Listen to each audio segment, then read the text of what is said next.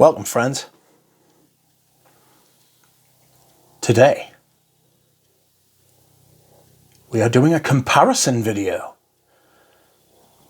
And the fragrance we will be comparing today is Dior's Eau Sauvage Parfum. Exciting. That's right, friends. Today I have decided to compare ye old version of Eau Sauvage Parfum, released in 2012, and ye new Eau Sauvage Parfum, released in 2017. I have decided to do this because I have both, and I thought it would be interesting because I have an opinion about which I prefer from these, which may surprise you. But I thought just for information's sake, if anybody's ever out there looking about which version they should buy, if it's worth spending extra big money on the old one or even the new one, you know, just see what the lay of the land is, see what people think, see what I think, if you want. So, we shall start with a little bit of information. In 1966, Dior released Eau Sauvage. I have a bottle of Eau Sauvage up here. There we go. I don't know if you can tell, but that's got some lines down it, right? These lines inspired these lines, I feel, you know? This is my 80s bottle. Possibly 90s bottle. Very nice, very citrus aromatic. The reference fragrance was made by Edmond Rudnitska. Absolutely beautiful it was. Oak moss, green, bergamot, bitter, a little bit musky. You know, apparently the first use of hedione in a perfume. Not entirely sure what that's supposed to mean, but because I'm not like an ingredient nerd. There's a particular class of perfume nerdery that goes down like the ingredient sort of side. I know a little bit about ingredients, but I'm not that sort of I prefer to stand back and look, you know. There are different ways of like appreciating things, you know. And I do actually quite admire like the people who can sit and say, I can smell this, that and the other in a perfume, you know. But unless I find it genuinely fucking offensive or genuinely lovely, I don't get that much into it, you know. I just sort of like to appreciate the whole thing. I don't want to spoil the magic. And I feel like if I got into that nook and cranny, that it might affect it, you know. But that said, these do have different note listings and they do smell different. The original Eau Sauvage Parfum was released in 2012. Demaché made it as a flanker to Eau Sauvage Eau de Toilette. They only released 3 notes for the perfume, right? And they were bergamot, myrrh, and vetiver. There's definitely more going on here. Don't buy that. When brands tell you that there's only three notes in a perfume, it's bollocks. It's bollocks. You can't make a perfume. You can, but it'd be shit with 3 notes. That's just not how like French perfumery especially is made. It's built up with a structure, lots of different notes doing different things, some silent notes, some loud notes, all that kind of thing, you know. I'll get into that when I when I spray it. It was out for 5 years, and then in 2017 they relaunched it with this version, Eau Sauvage Parfum, but with a different note listing. Out went the myrrh, in came elemi resin.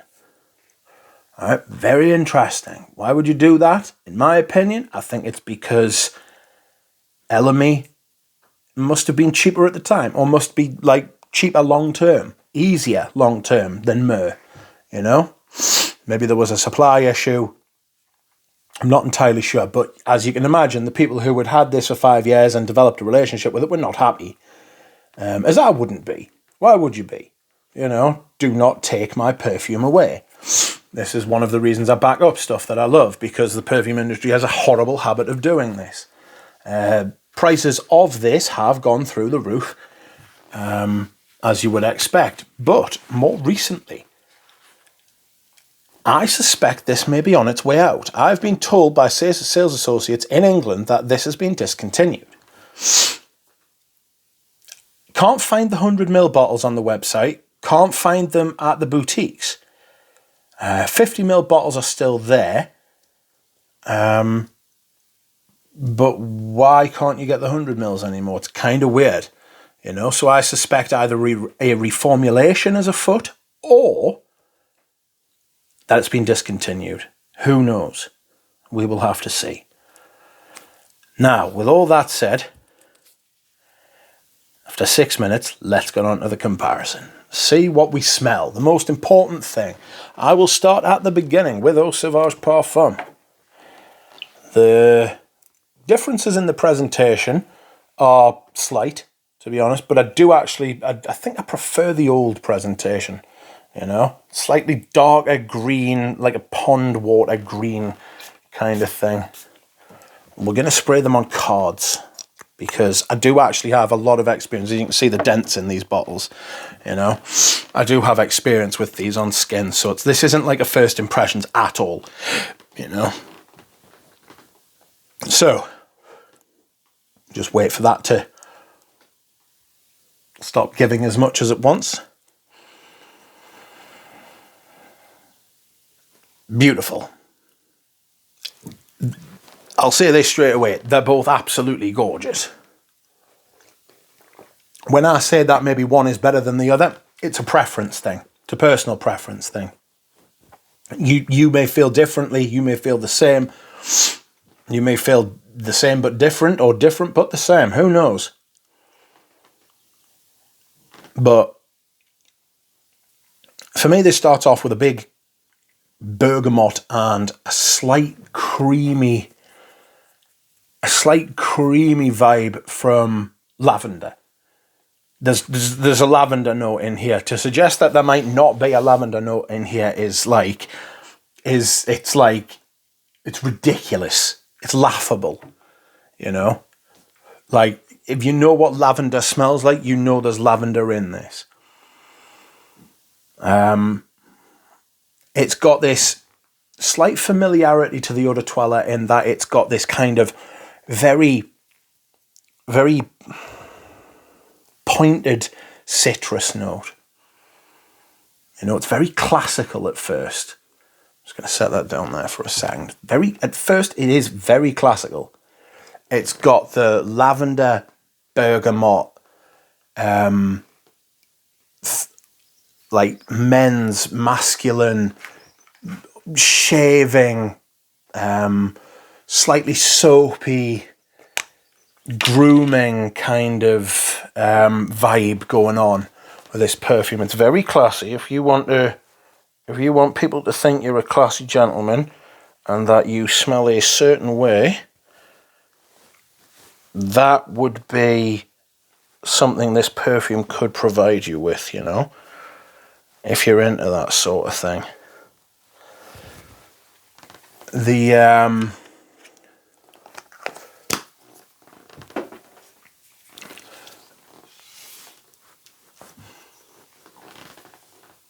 The bergamot sort of starts to become less pointed and sharp.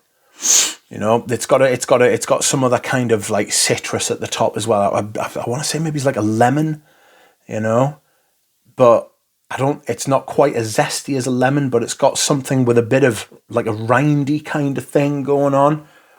Like, there's an edge to it, with like a citrus edge, you know, like a sharpness. And it's very nice. After a while, that citrus sharpness becomes much smoother and it doesn't feel like it can cut you through anymore. You get this much gentler lavender, green, bright, fresh, warm vetiver kind of note, you know. An almost minty vibe starts coming through from the myrrh. And that's the big difference between these two, is in the original there is a massive dollop of myrrh, you know, just huge myrrh in there. Does a lot of the heavy lifting, does a lot of the base foundation work, you know. And the vetiver is what gets you from the top floor to the foundations. It provides this green.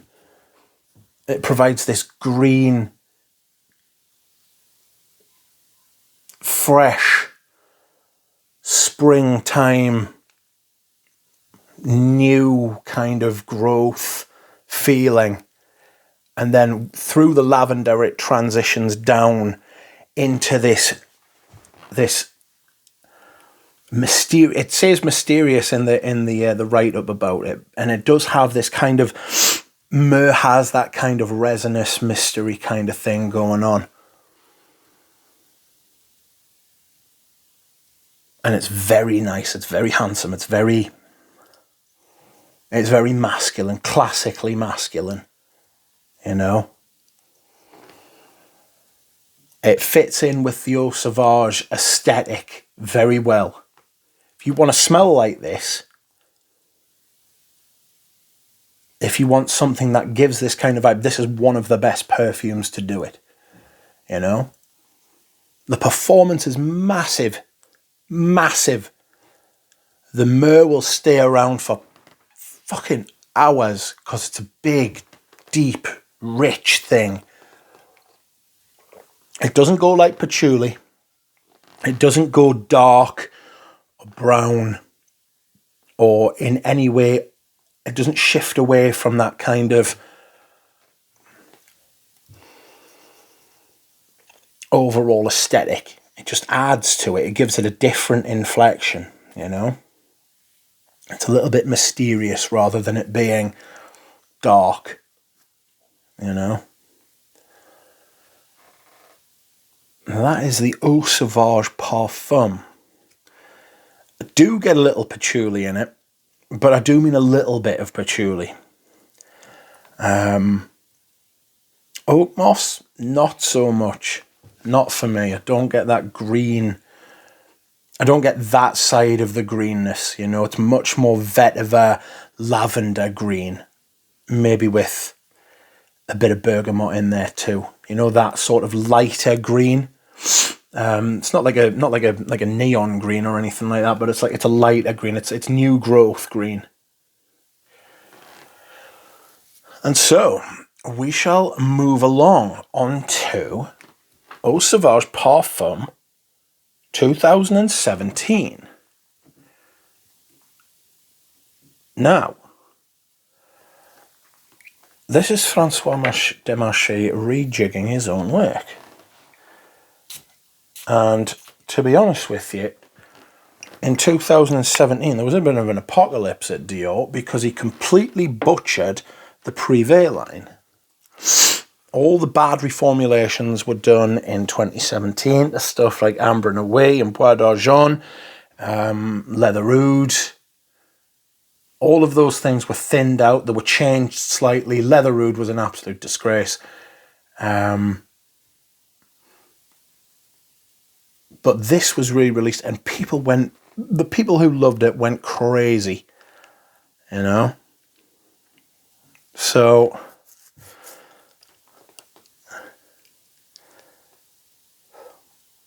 it wasn't good scenes, and I don't like to say that sort of thing, but this is very different. This is a lot more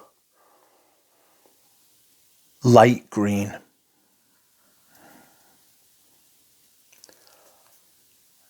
This, I don't know if they released this with only 3 notes or not. But apparently it was citron, vetiver, and elemi. Now, elemi resin has a completely different profile to myrrh. Gone is the mysterious nature of the dark. This is much brighter. Elemi resin has a citric sort of thing, and it gives the perfume a lot more lift. It's brighter. It's much more in tune with the original Eau Sauvage. I said the first one harked back to it. This one's much truer to the original in that it's much more citric. The Elemi resin is probably more fitting.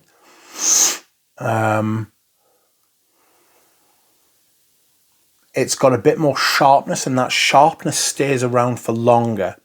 It's greener, and as I say, the green is a much brighter green, you know? It's just a lighter green. You can sort of tell by the colour of the juice, that's sort of an indication. There's a little bit more yellow in this colour than there is in this. This is more like a pond green. This is more like yellow water, you know, like yellow citrus, kind of thin, cordial kind of thing. It isn't as anchored. It isn't as deep. It's still a bit creamy. It's still rich. Excuse me. But it doesn't have that darkness anymore. It doesn't have that mystery that the old one has. And it may surprise you or not to learn that I actually prefer the newer one.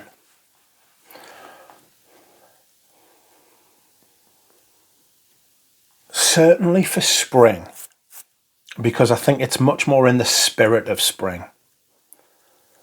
I would find either of them hard to wear in the summer because of the darkness of the first one and because of the kind of creamy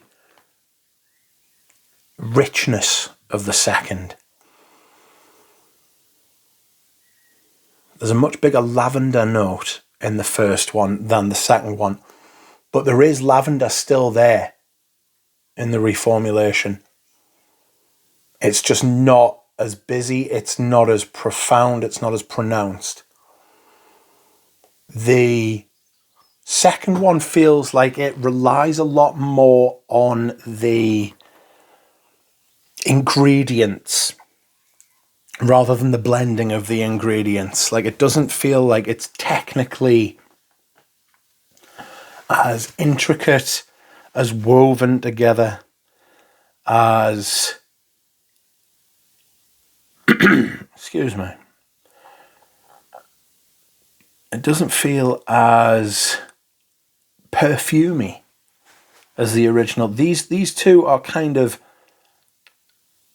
this is much more old world perfume. I know there's only 5 years apart, and this was only released like 10 years ago, right? But this feels a lot more old world, and this feels a lot more new world, you know?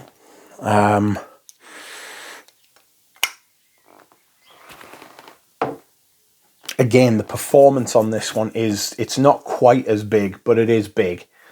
Be left in no doubt. It's a big perfume. It lasts all day. Doesn't quite project as much. But for spring, early spring, it's got that aromatic, citrusy, lively fragrance, you know?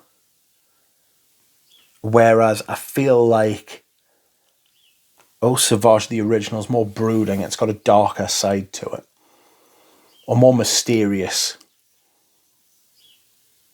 Both absolutely gorgeous. You can't go wrong with either of them, to be honest with you, but know that there are differences. This one is much more citric, and it's down to the Elemi resin, which is a citrusy resin anyway. You know, it's got this kind of lemony, citrusy sort of vibe. Less lavender to smooth it over. Although I'm not saying it's unsmooth, I'm just saying compared to the other one. The other one's much more smooth. There's a slight mintiness in the original that isn't there in the reformulation. That's down to the myrrh as well. And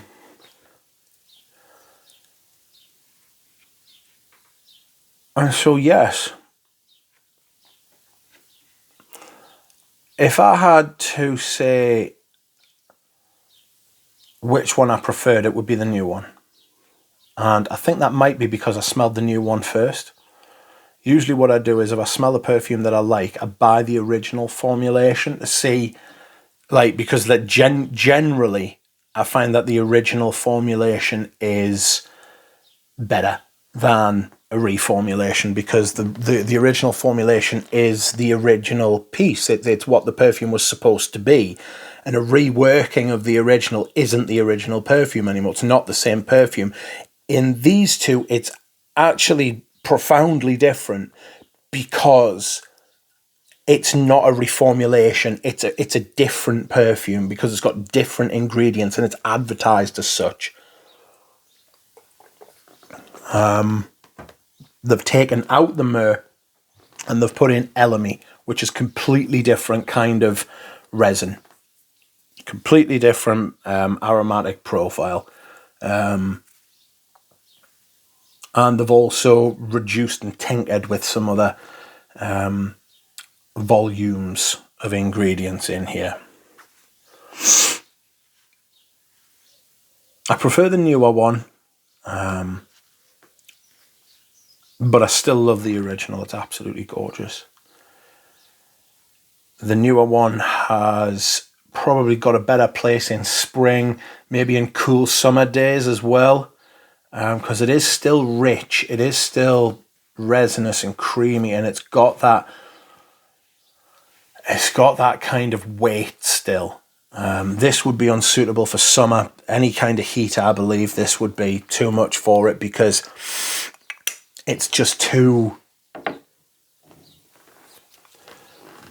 rich, too dense, too thick. You know, I prefer that for autumn and spring. Certainly if you wanted to go somewhere where you had to dress up, you could wear that if you wanted to smell nice. Prices, don't overpay for either of these. I think this one has, the prices have shot up because it's been discontinued and it had quite a firm, like, there was like people who liked it, loved it, you know, and they want to make sure that they're not without it.